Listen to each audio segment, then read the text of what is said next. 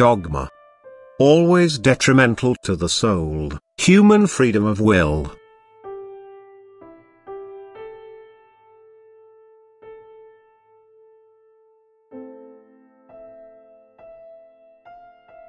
It is not a spiritual violation if a person from a certain school of thought is introduced to another one, if he is offered information which contradicts his knowledge, as long as he is able to accept or reject it of his own free will.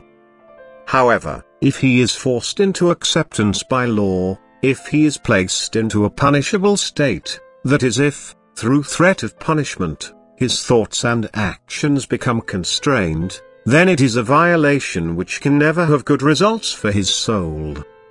Therefore, my word should always be preached, but never forcefully imposed on people. For this reason the transmission of pure truth from above is an act of purest freedom of will which always allows an unenlightened person the option to look at it as human fabrication, if the listener's will of rejection is stronger. Every human being is able to recognize the divine origin if he is genuinely interested in the pure truth and the continued progress of his soul. In that case he will certainly also be given the ability by me to recognize the truth as such, because it is my will that the human being's thoughts should be within the realm of truth, and I will provide him with every opportunity to recognize what is right.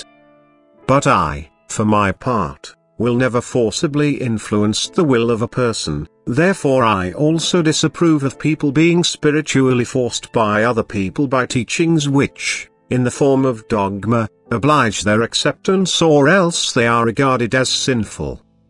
The human being has to be answerable for every offense against my commandment of love, but I will never call him to account if his inner feeling prevents him from accepting a religious doctrine, even if it corresponds to the truth. Even then he will still not burden himself with sin. His longing for truth is just not sufficiently deep yet to allow him to recognize the truth as such. However, the acceptance of religious dogma without scrutiny and inner conviction is completely worthless for the development of the soul. Dogma is always unfavorable for the soul because the human being is being stopped from forming an opinion about a religious doctrine, yet without deep thought no conviction of faith can ever be gained.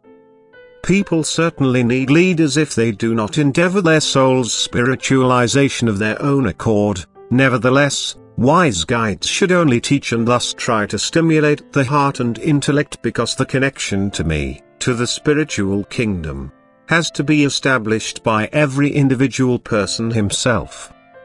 And the path to this end should be shown by my representatives on earth by the spreading of my word. They should always allow me to speak and never add their own words, decree commandments or impose commitments on people as if they were demanded by me.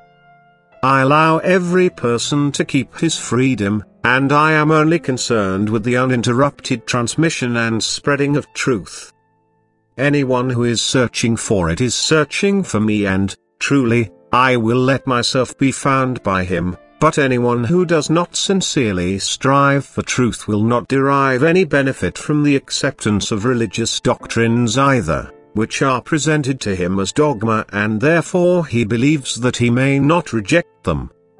Every dogmatic instruction is a restriction of the freedom of will which was given by me to people, hence it is a spiritual violation which does not correspond to my will and which my representatives on earth should fight against on my behalf.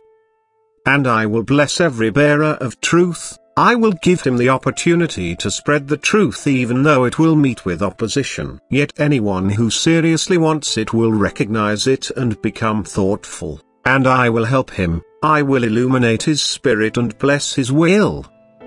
Amen.